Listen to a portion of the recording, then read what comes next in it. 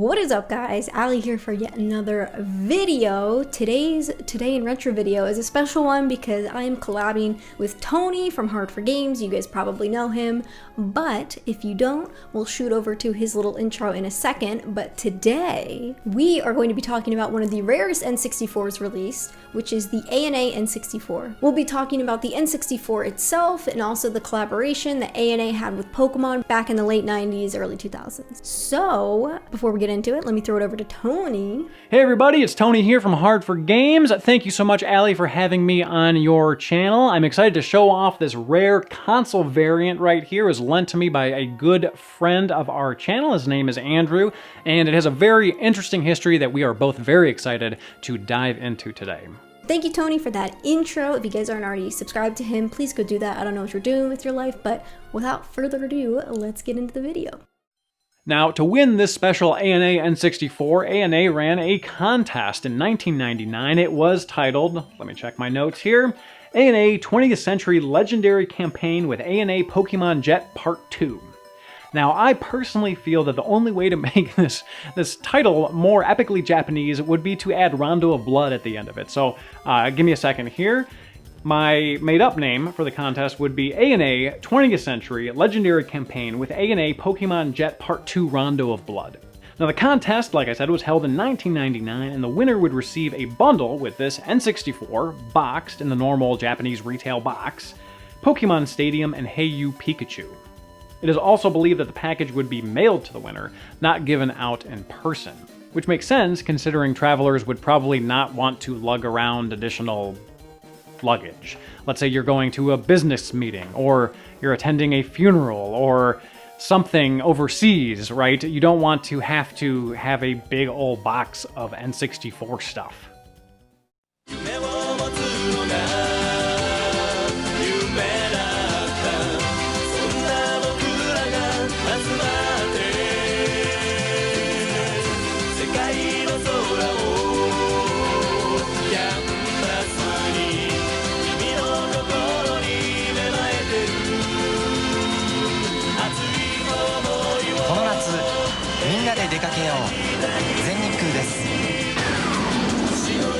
So let's talk about these Pokemon airplanes. They look super awesome, and I really wish I had the chance to actually fly in one of them. So the first Pokemon airplanes were revealed in July 1999 to coincide with the release of Pokemon the first movie in Japan, which, side note, that's personally my favorite Pokemon movie and I think is the best Pokemon movie, just saying. So obviously this promotion pretty much came about due to Pokemania back in the late 90s to early 2000s. They really wanted to capitalize on top of that. So not only was the outside of the airplane decked out in like all these Pokemon decals and art and everything, also the inside was as well. Everything from like the flight attendant uniforms, which if you guys know Kelsey Lewin, she actually tweeted me when I was talking about researching for this video that she's seen those flight attendant uniforms on Yahoo Auctions, which is pretty cool. And they also had Pokemon in-flight entertainment and a bunch of merch you could buy. To no one's surprise, this promotion ended up increasing the amount of people flying on these airplanes specifically, because who doesn't want to fly on a Pokemon plane? So the first two planes to be unveiled were featured around obviously the first 151 Pokemon, and they included Pokemon like Pikachu, Squirtle, Psyduck, Bulbasaur, Clefairy, Mew, Jigglypuff, Mewtwo, and Snorlax. So due to the popularity of these planes, ANA quickly introduced a third plane into their fleet, which was only a few weeks later after the first two were revealed, and it has the same identical outside appearance as the first two. So you could see these three planes flying through the air if you were in Japan and taking a domestic flight. So there was a fourth airplane introduced in February 1999 that was called the US version.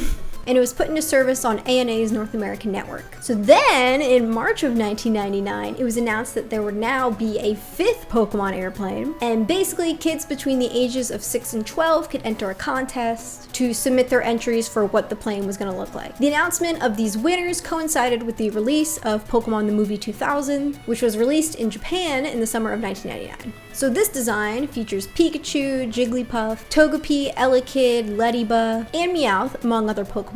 Note that there's a lot of baby Pokemon and Gen 2 Pokemon in this round, which makes sense. And this design was rolled out on June 20th, 1999 in Osaka. And then two other subsequent planes also shared this same design.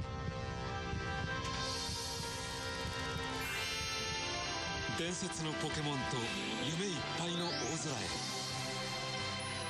ピカチュウジャンボ誕生 ANA So now, fast forward all the way to 2011, and now we have our Pokemon airplane, featuring Pokemon from the black and white era of games. Originally, it was intended for children to vote on their favorite designs for the plane, but this ended up being cancelled due to an earthquake and tsunami. Subsequently, because of this, the plane was dubbed the Peace Jet, as the design reflects and sort of expresses a wish for world peace. This aircraft went into service 2 days after the release of the Pokemon Black and White movies. As of 2013, ANA has retired all Boeing 747s in its fleet, leaving the Pokemon Black and White aircraft as the last remaining Pokemon plane. On April 14th, 2016, its theming was removed, which is very depressing to me personally. So according to this report from Kotaku, they reported that the Pokemon Black and White plane made its last trip on April 14th as a part of the Kumamoto earthquake relief effort. The plane after that went into maintenance, and then all of its Pokemon art was removed. According to Sankei, all of the other Pokemon planes were retired due to poor fuel consumption. Kotaku mentions that this most likely is an age issue because of how old these planes are. So that's enough about the Pokemon planes. I hope you guys enjoyed that. I hope they do more in the future.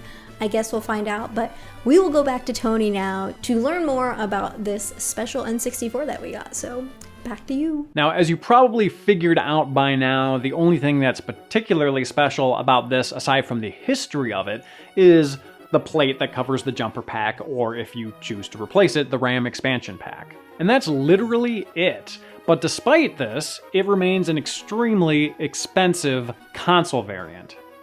Now, I was talking to Andrew, the owner of this, thank you very much for lending it to us, by the way, and he mentions that there are, to his knowledge, around 6 or so of these floating around online between collectors right now.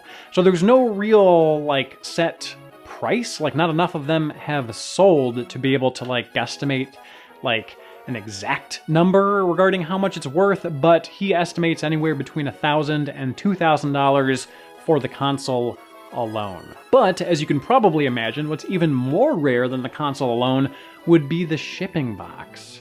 Assuming it was in fact shipped, but the box that the whole thing came in, as you can see here in this photo.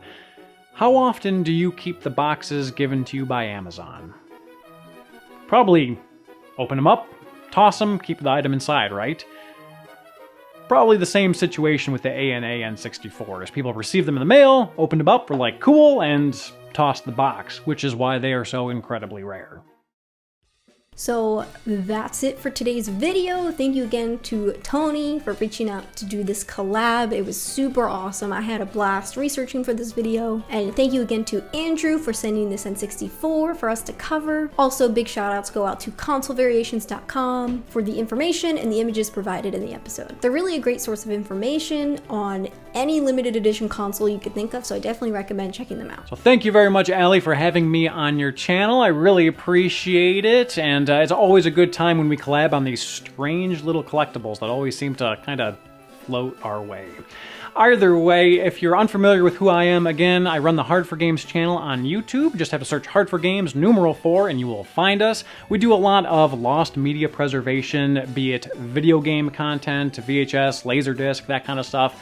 We also cover a lot of the Zelda mods that are being created within the Zelda hacking and modding community. So if that kind of content interests you, we'd love to have you over on our channel as well. And thank you again, everybody, for watching us today. So that's it, guys. Make sure to like, comment, subscribe. Let me know what you thought of the video, any topic ideas that you would like for the next Today in Retro video, and also a quick little plug, check out my Patreon if you want to support my YouTube content. I know a lot of YouTube commenters always ask, oh, how can I support you, even though I don't use Twitch, because that's kind of my main thing. Well, check out my Patreon. I have a lot of video sneak previews, exclusive content. I post rambles on there a lot, so if you're into that sort of thing, make sure to check that out. But I will see you guys for the next one. Bye!